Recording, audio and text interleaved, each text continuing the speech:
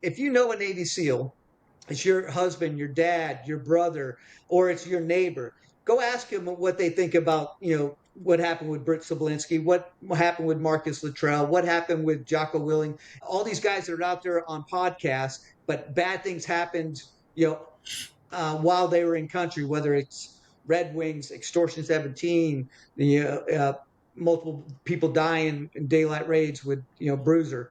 Ask them what Navy SEALs think about these guys. They're going to tell you, this is where you're going to find out what kind of Navy SEAL you're talking to, because the True Brotherhood, calls these guys out just like I'm doing right here, and I have no problem putting my face out there, because the real SEALs don't want anybody to tarnish our name with all these lies. And that's what these guys are doing. And the only way to stop it is to call them out and shame them from doing it and keeping other guys from doing it in the future. So the True Brotherhood, long live the True Brotherhood, would stand up and be saying the exact same thing I'm saying. So go talk to a Navy SEAL and you'll find out they all believe the same exact thing. And if they won't say it in public and they won't say it to you, they'll say, I don't know much about it. They're flat out lying to you.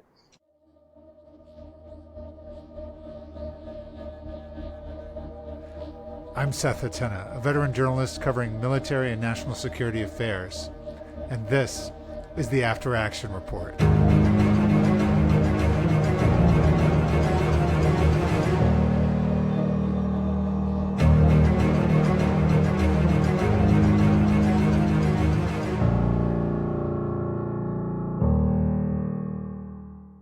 My guest today is Eric Deming. Eric is a retired Navy SEAL.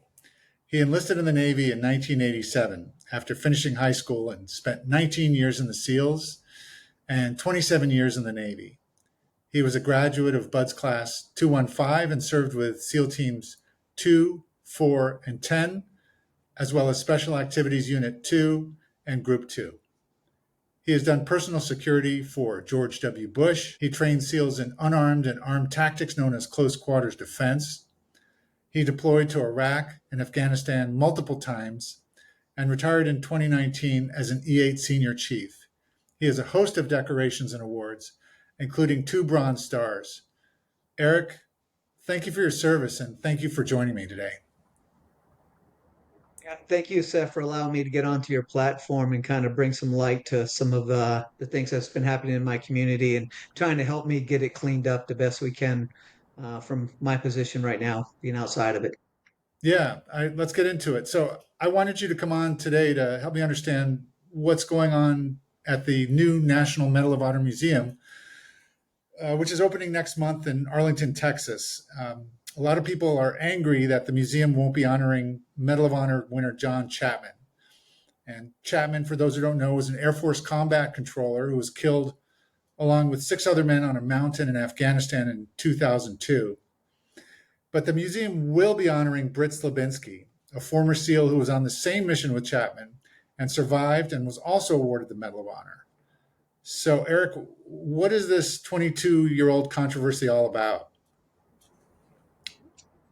What it's about is that some in my community have been lying about that incident for since day one, and they continue to lie about it. And now that they've corrupted the Medal of Honor Museum board with some of their members, and they're dishonoring John Chapman again, and not recognizing him correctly the way they should. Wow, so that's not something you hear every day. Why would Navy SEALs lie about what happened on a mission?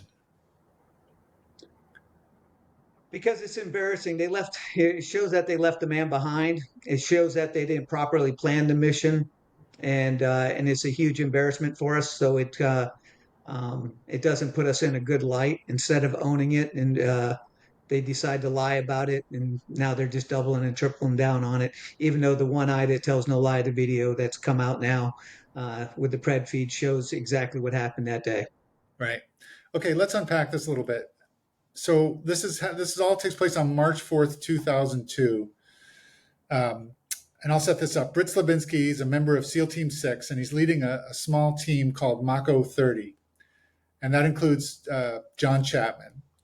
And Slabinski is told to get his team to the summit of Takur Ghar, which is a 10,000-foot peak in Afghanistan. So how did things go so wrong? Yeah, so a SEAL commander basically orders Slab uh, to get to the top of that mountain, and they break all protocol that normally should be happen just to get up there. And in the process, they start taking heavy machine gun fire, RPG fire, and gets that whole situation.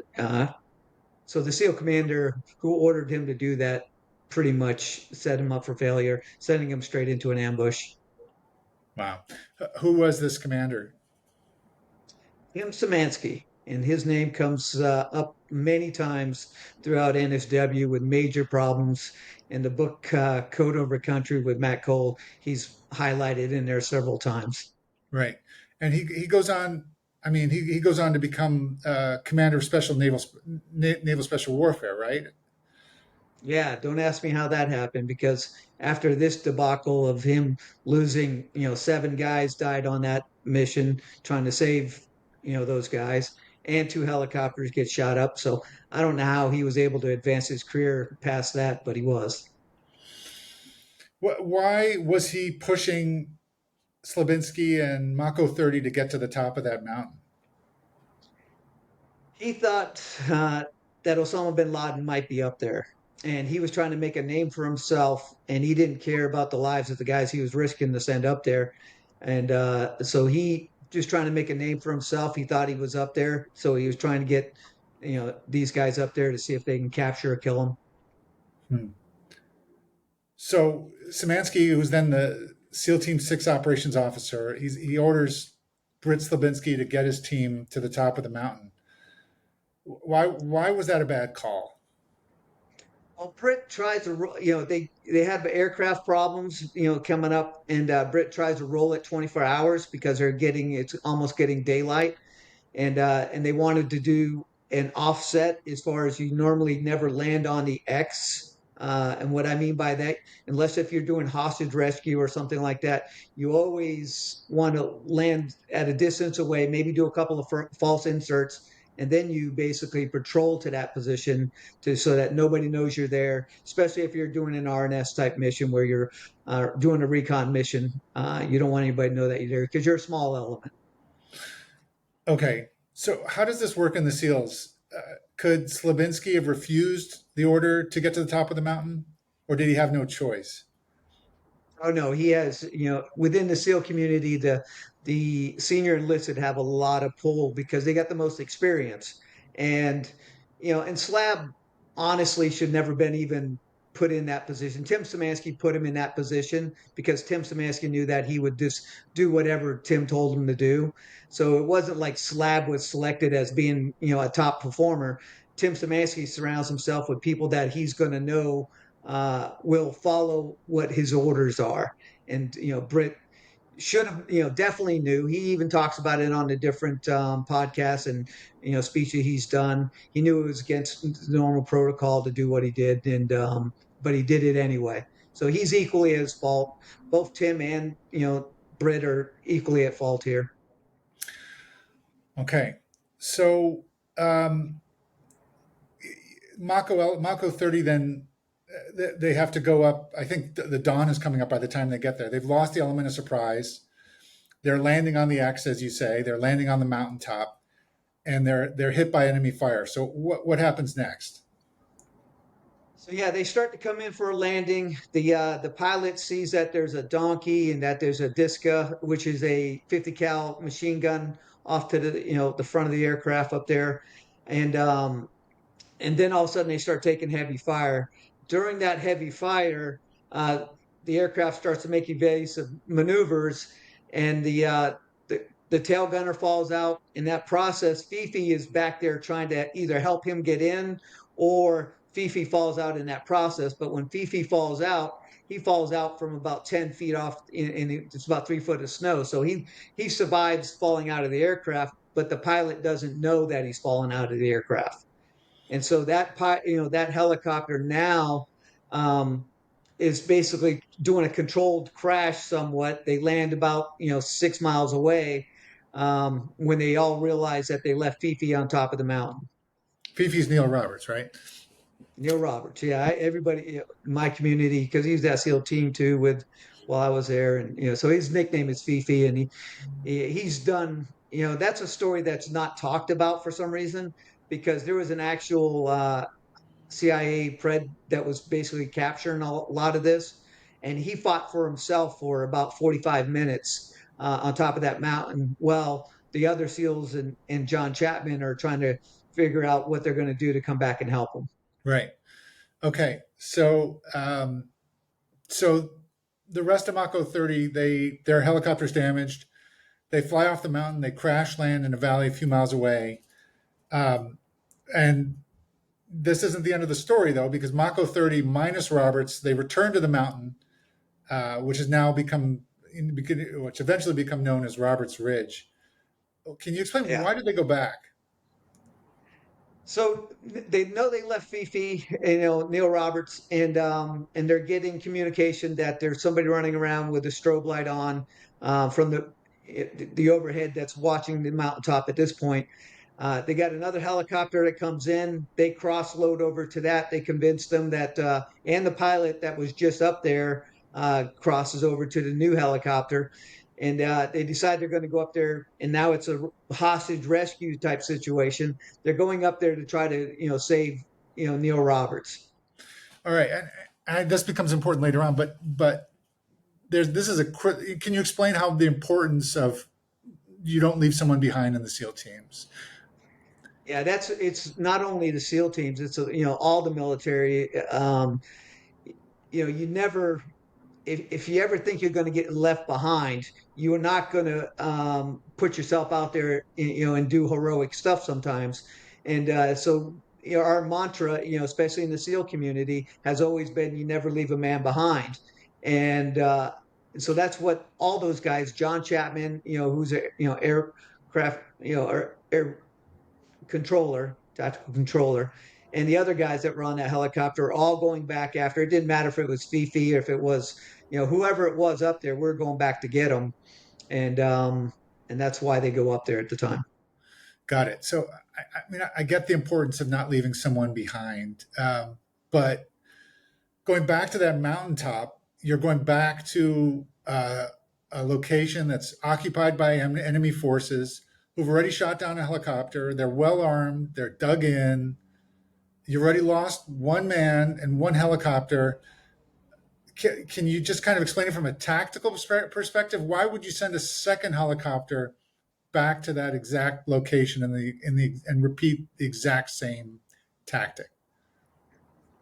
There's no good tactical reason to do it, as far as, and especially at that time. I don't know if the CIA pred had let the team know that Fifi was now dead at that, because this is multiple hours later, and I don't know why that communication didn't happen, because there's the pred feed of him being killed and him fighting for his life for a long period of time.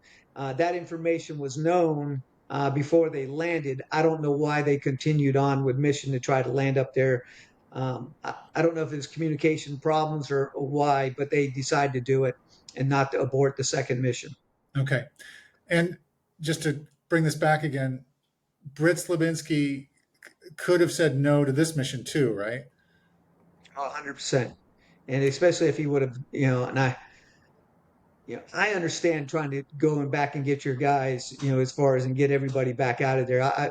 It's hard for me not to armchair. I won't armchair quarterback that decision. But uh, there's things you could have done to probably mitigate some of the problems, as far as, some, you know, anyway, there's some things that they could have done. They had a QRF that was standing by with a bigger force. To go back in there with such a small number of guys is something that, probably shouldn't have been done either.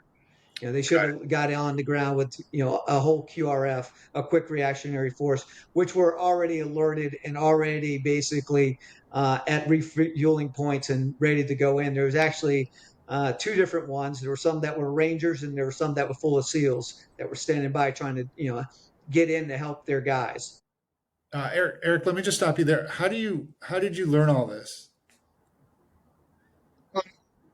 Mainly at the time, I was a CQD instructor, close quarters defense instructor, and because we had such a good reputation, and we have, these big classes with lots of operators kind of going through it, we would train them, in their unarmed skill, their armed skills, their shooting skills, their prisoner handling skills, uh, OPTs, operational physical training, and then the internal warrior. Because they had all this faith in us and trust in us, they would talk to us and tell us about all these different things that happened.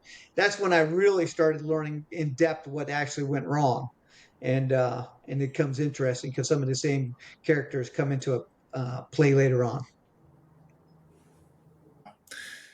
But the way things work out is that Mako 30, they jump in a new helicopter and they go back to the summit. And this is where things really go off the rails. So what happens now? So yeah, they come in for a close, approach. They start taking machine gun fire again, of course.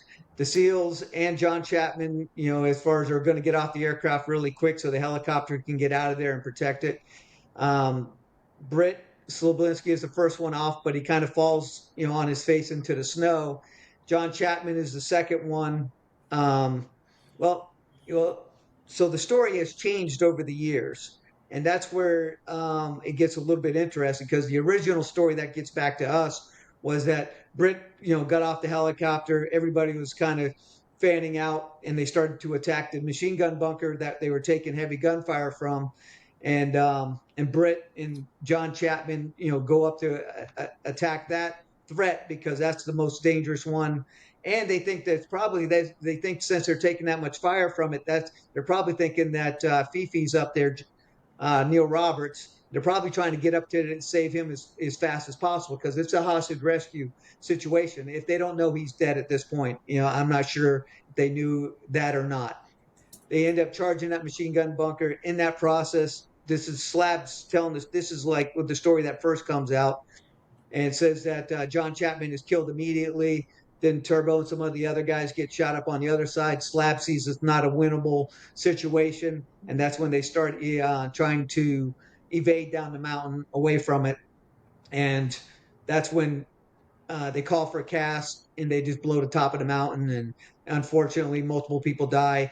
They weren't able to tell the QRF that was coming in not to land there, and that's why the third helicopter starts getting shot up. And but that wasn't the true story.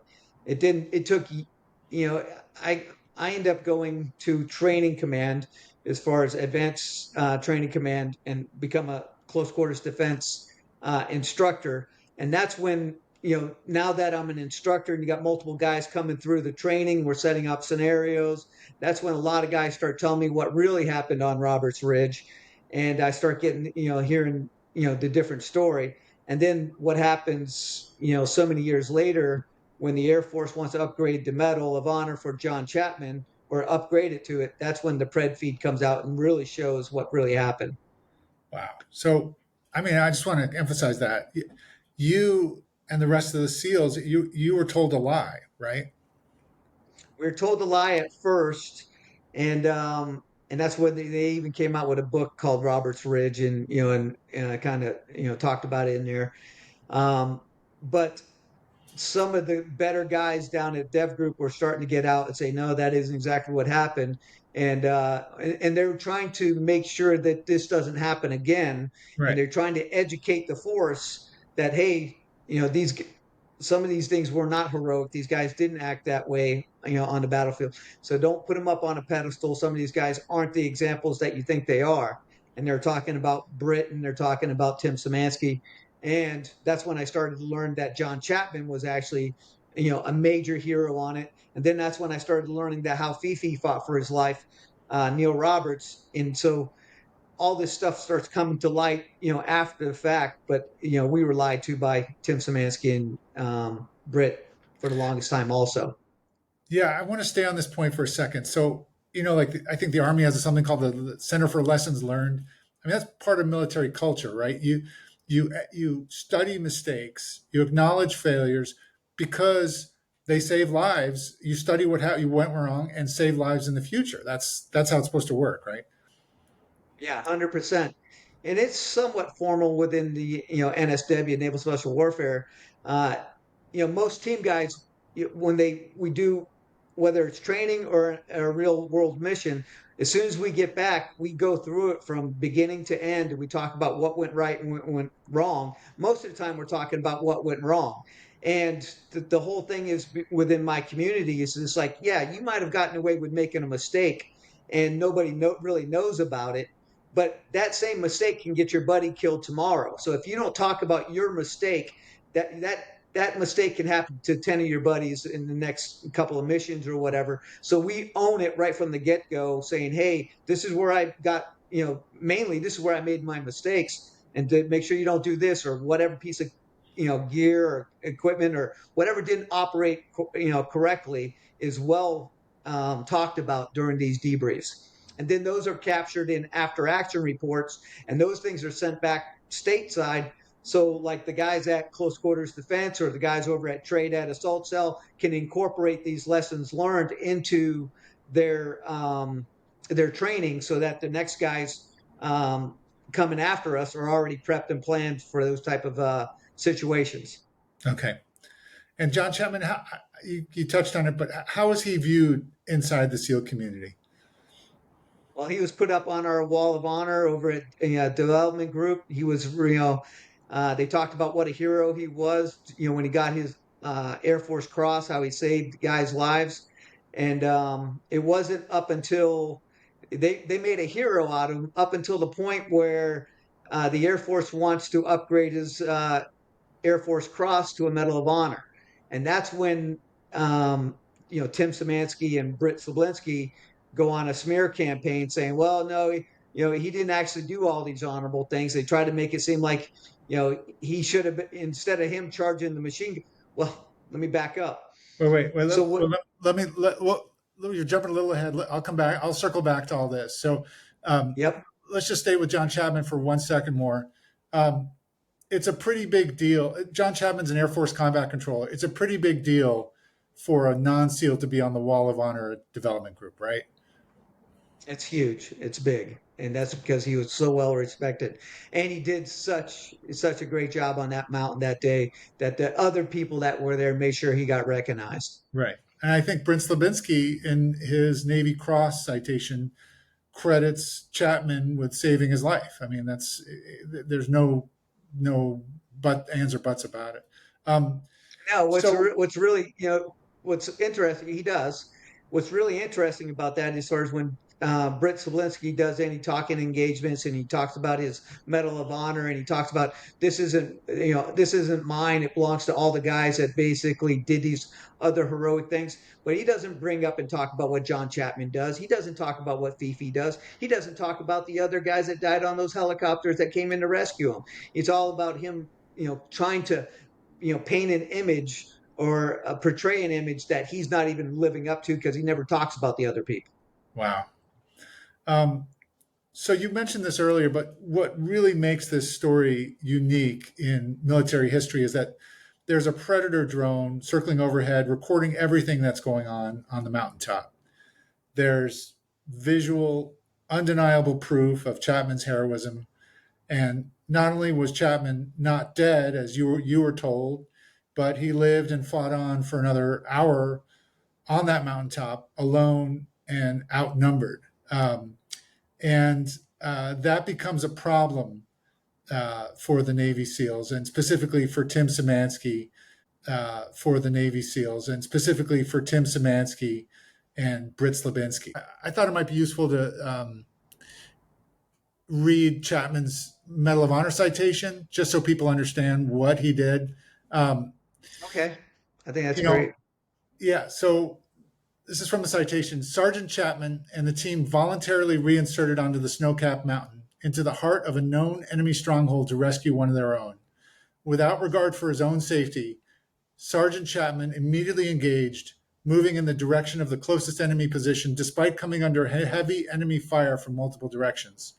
He fearlessly charged an enemy bunker, up a steep incline in thigh-deep snow and into hostile fire, directly engaging the enemy.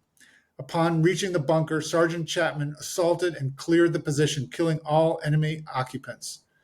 With complete disregard for his own life, Sergeant Chapman deliberately moved from cover only 12 meters from the enemy and exposed himself once again to attack a second bunker from which an emplaced machine gun was firing on his team.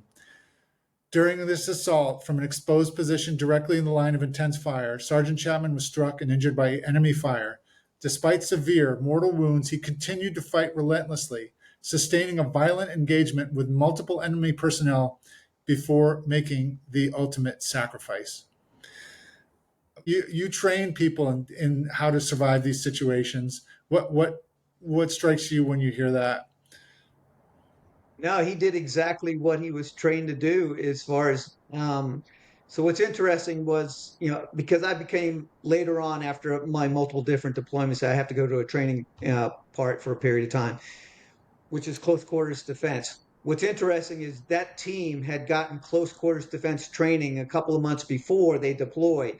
And so John was trained up by Dwayne Dieter himself to handle these type situations. And he was doing, and now that, I've been able to, when the pred feed came out and I could kind of, and it wasn't, the story we told was originally told, it was Britt that would charge the machine gun bunker. And I saw that it was John Chapman now, being delineated in this video, and I watch how he moves because he's moving like a team guy, and I'm just like, so I assumed it was Britt at first, and now he's up there and he's waiting, for. When he slows down, you see him kind of slow down to move up there. I think he's waiting for a guy to get left and right of him. When nobody gets left or right of him in a formation that we use, he goes and has to take that bunker by himself because there's nobody there behind him. Britt is behind him the whole time, waiting for him to go in, and doesn't get up to his position. So he takes that machine gun bunker, point blank shooting, dealing with it because he had no other choice but to, and that's what he was trained to do, is attack the attacker. It's techniques that we use and understand. And he was saving the SEALs' lives. He absolutely saved those SEALs' lives Wow. Wow. by himself. Yeah, incredible story. I mean, incredible heroism. And again, so this becomes a problem later on for the SEALs uh, because the Air Force begins to push for Chapman's Medal of Honor.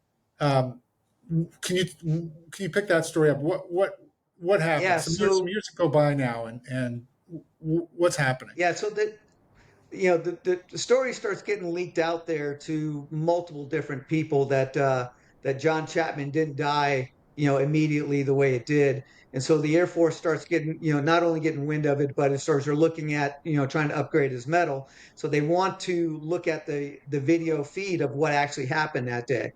Well, they were new technology where they can de- delineate who was basically who on the battlefield. That's when we found out that it was John Chapman that actually was in the front and did all these different things, and that and Britt Slabinski has to start changing his story and saying that, because originally he said he crawled over him and he checked him. He said he was dead, but in the video he never gets close to him. Um, so so he obviously didn't check him for dead. He didn't even get close to him. So he lied, on all his statements that he, before. Then he starts claiming, well, the fog of war. I just, it was convenient to blame it, the fog of war, after the fact, when you got the one eye that tells no lie, a video camera, showing exactly who's who on, from the sky. So Britt and them are in now damage control. They're trying to figure out, you know, um, how to not make it look like they left the man behind, because it's obvious that Chapman's up there fighting for hours after they left. So then they say, well, as Afghans got confused, they started fighting each other. They start coming up with these really ridiculous stories that don't make any sense. And for that to be a fact, then the Afghans would have had to taken John's uniform, put it on, use John's gun to fight in close proximity to other, their fellow Afghans, and fight each other in close proximity to make this type of. Then after that battle happened, they made these mistakes that would have had to put John Chapman's clothes back on. So it was just fabricated, just ridiculous, ridiculous, and and honestly, John Chapman is alive fighting for his life. He saves this third helicopter that comes in.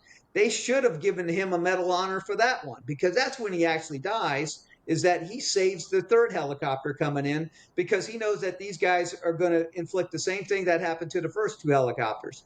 So Wow. John Chapman, is, a real hero. And for the SEAL community not to acknowledge that and to point that out and to basically pull back these false awards that have been handed out. As far as there's been presidents who gotten duped, by giving out false awards. They didn't know they were giving out false awards, and it's just sickening that my community hasn't cleaned it up because there's too much.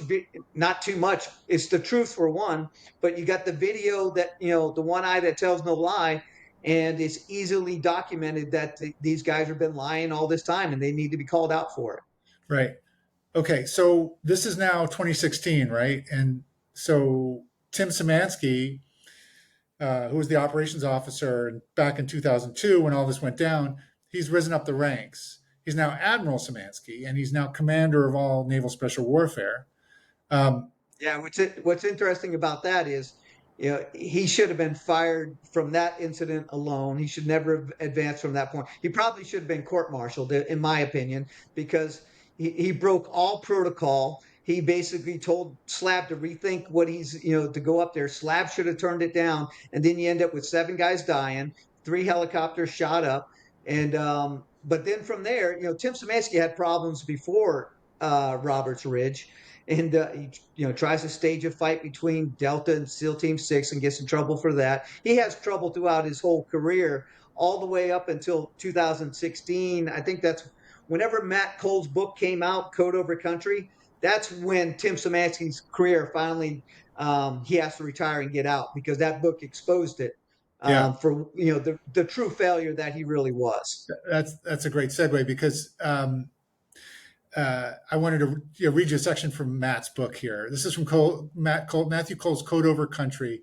Sums up the relationship between Tim Szymanski and Britt Slabinski. Um, Over the previous 15 years, Tim Szymanski had sought to protect Slabinski, choosing the SEAL code of loyalty above all else.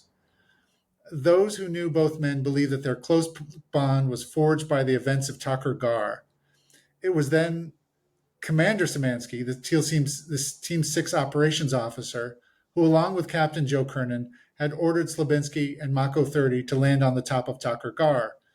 5 years later, when one of Slabinski's men attempted to cut the head off of a dead Taliban fighter, it was Captain Szymanski who helped Slabinski navigate an investigation so that no one else was held accountable. Excuse me. And when Team 6 later blocked Slabinski from returning to the command over it, hoping the move would end Slabinski's career, it was now Commodore Szymanski who hired Slabinski as his senior listed advisor, tossing him a career lifeline. Yet again, Szymanski was protecting his man. Quote, Tim always felt guilty about what happened on Takur Ghar on Roberts Ridge, said a retired Team 6 officer who served with both men. So, as Cole says there, the Air Force is pushing for a Medal of Honor for John Chapman. Szymanski is not pleased about it, and he moves to protect Slabinski. What is Tim Szymanski protecting Slabinski from?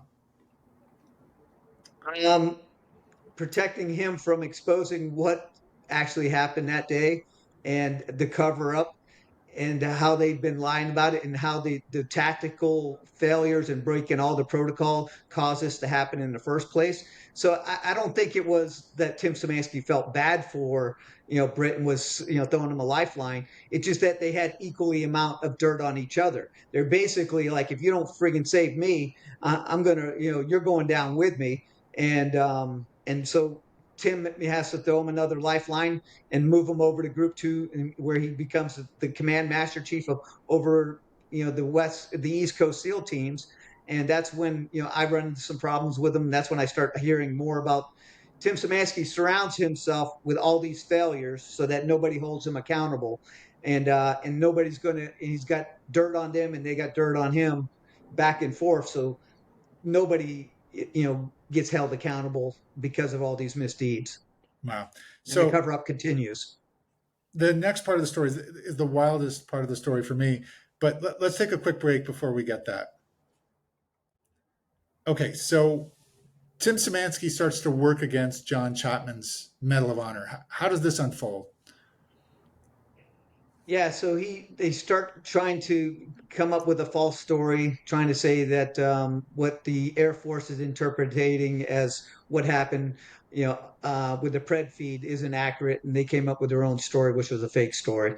And the FBI was able to, analyze that video and come up with who was who on the battlefield. And John Chapman was now going to get recognized for the heroic stuff he actually did. You know, and Britt Slabinski and Tim Szymanski were going to be known, basically that, hey, you left the man behind, and this, happened. So the way they thought to counter it is if their guy got a Medal of Honor also. So they start pushing, and originally they pushed it up. This is before Trump was in office. They tried to push it up to Obama, and it goes pretty far up there. And Obama, was pretty close to signing this thing off, but he must have got word that something wasn't right about it, and he did not do it.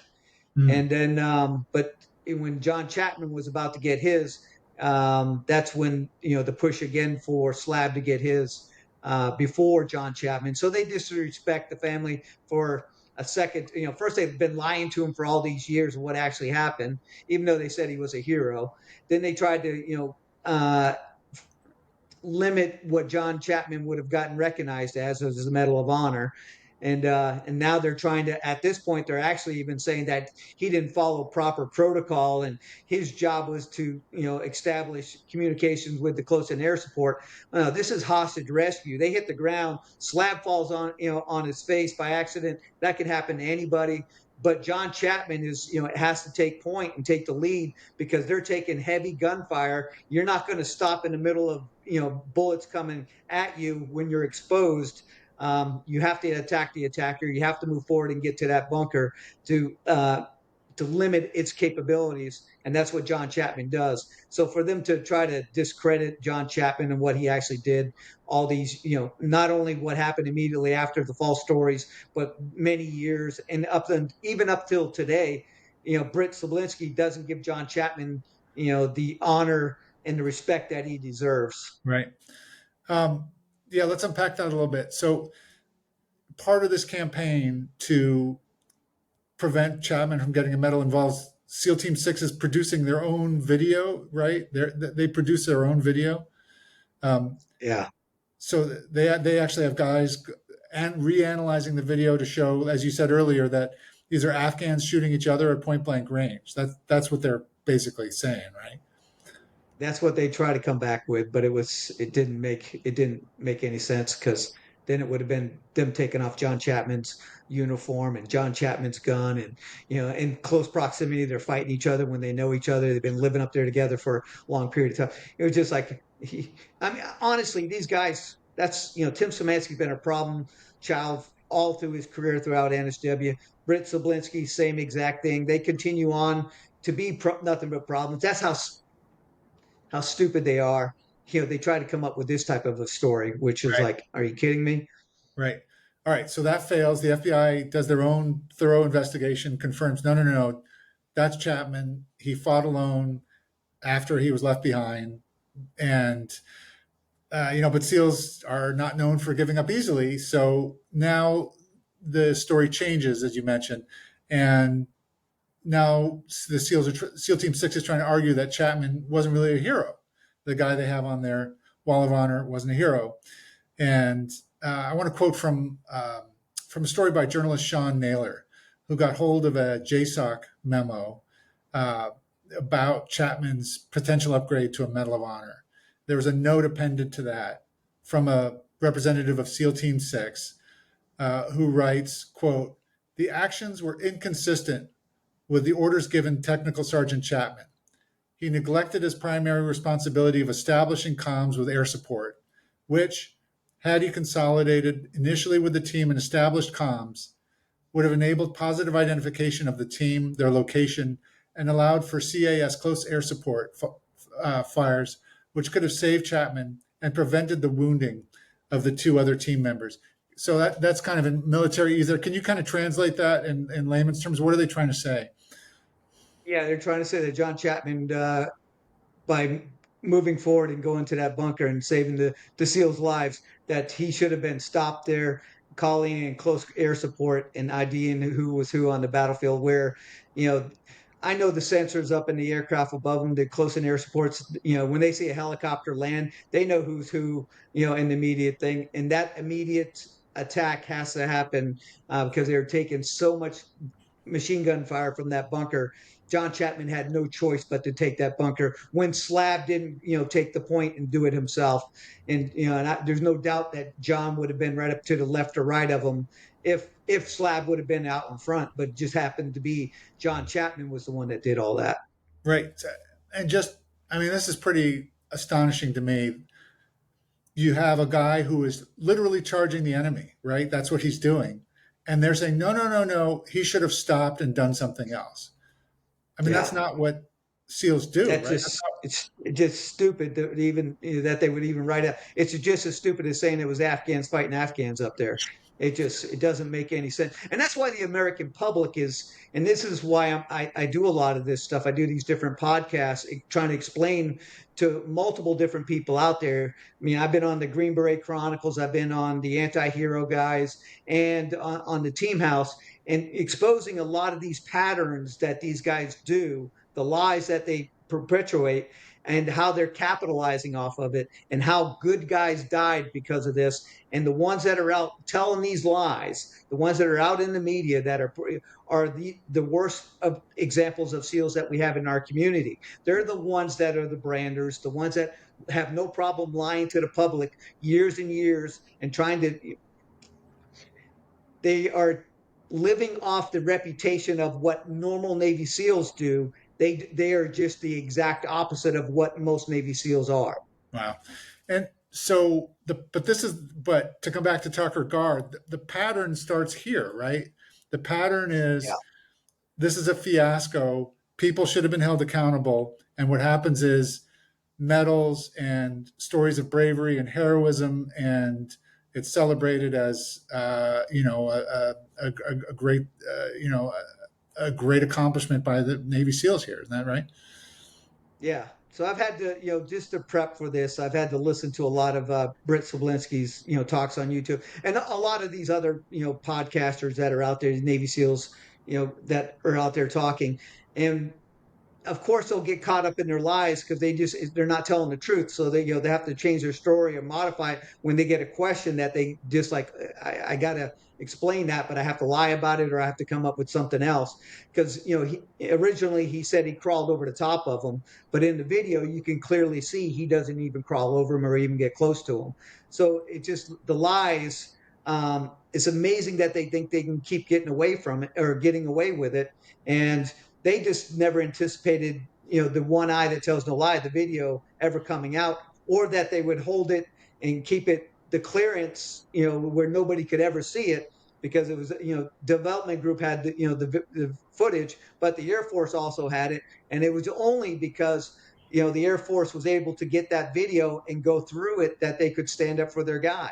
Or the Navy SEALs would have been lying about it until this day, and now you got Britt Slabinski running around making all types of speaking engagements and getting trucks and all types of free stuff over false awards that he had got that he didn't earn, that somebody else that he tried to steal their valor from is who was John Chapman. Wow. So, but in the end, the Pentagon and the White House, they overrule Szymanski and the Navy, and John Chapman does get his Medal of Honor.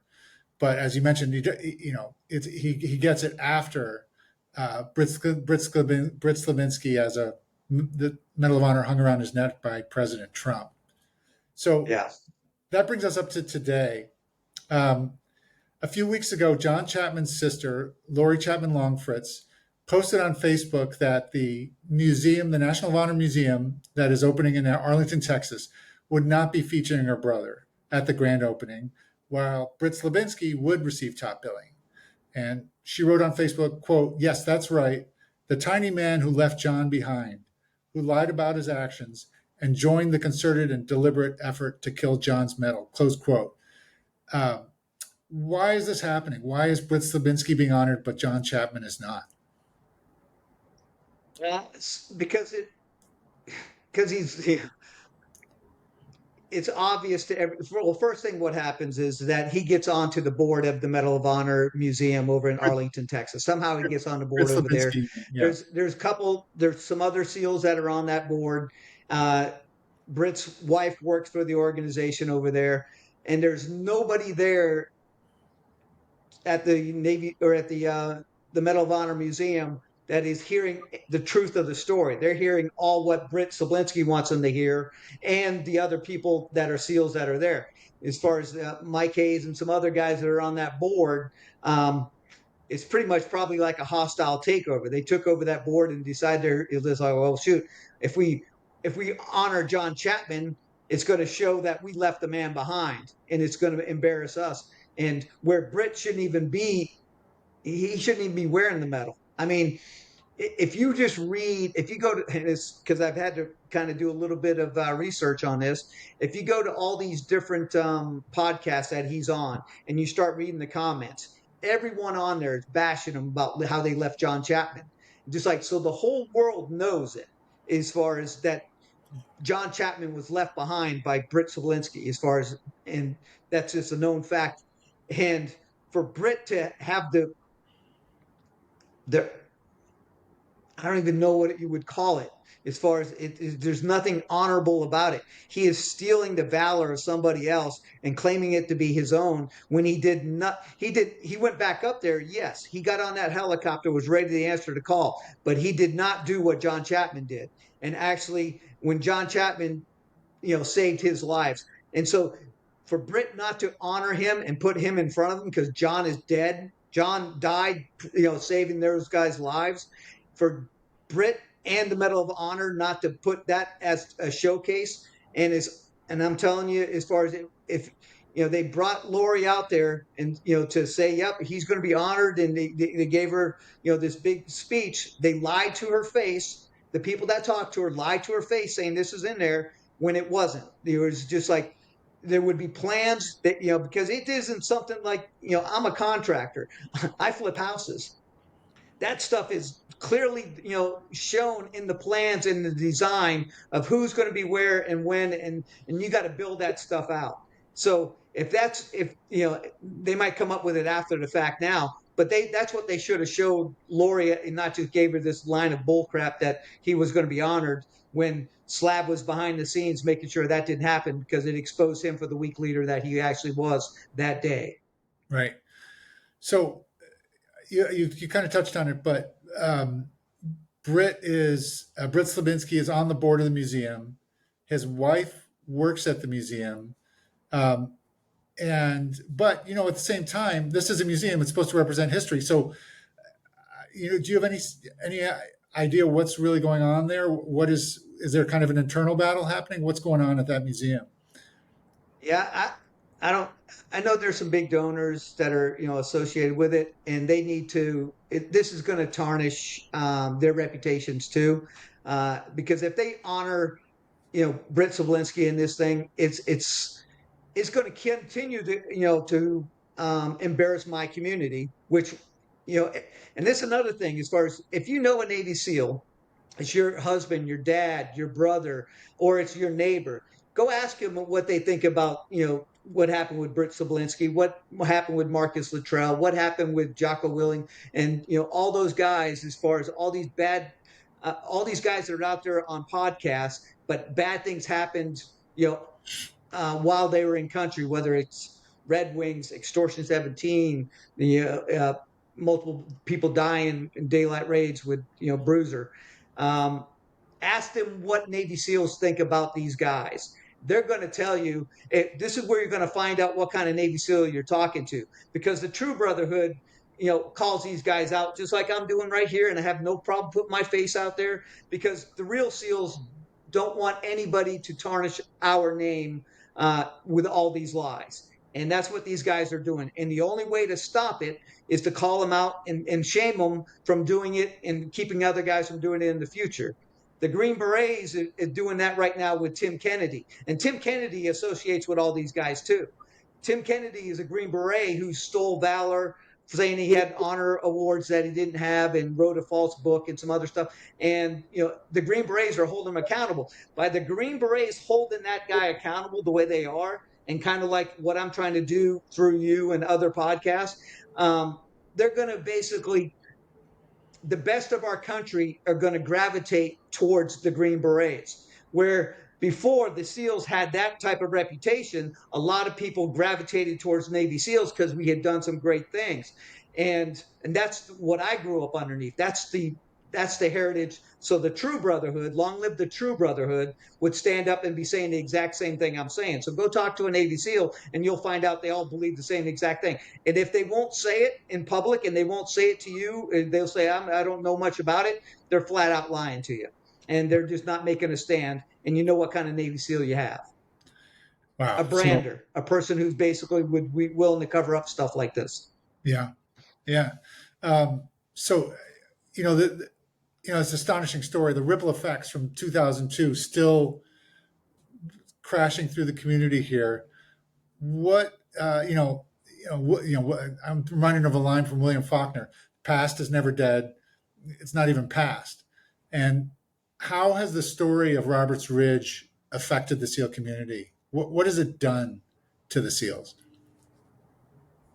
Well, because Tim Szymanski and Britt wasn't held accountable at the time, they're able to continue their naval special warfare career.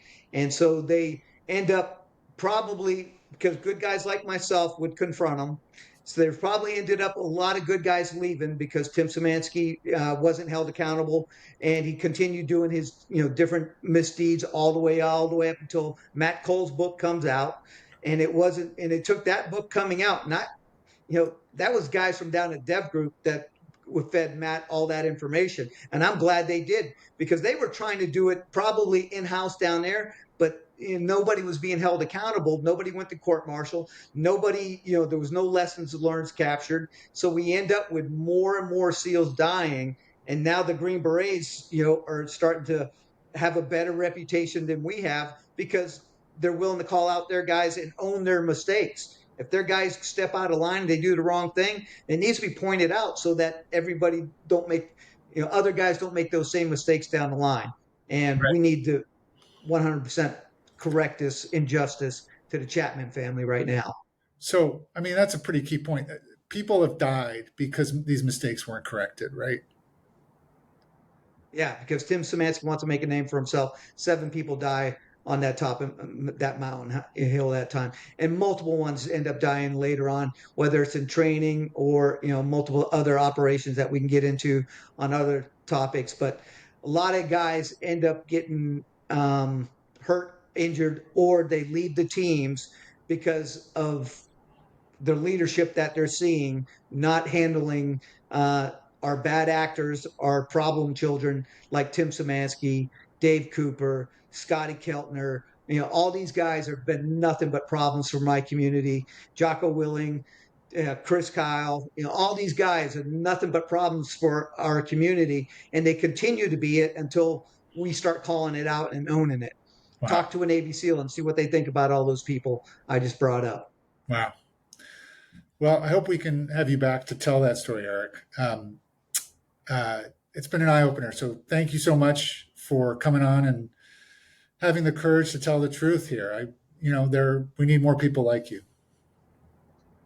Well, Seth, I follow you on Substack, and I'm glad that you're venturing out on this. And I'm honored that you gave me the opportunity to come on here and just speak the truth.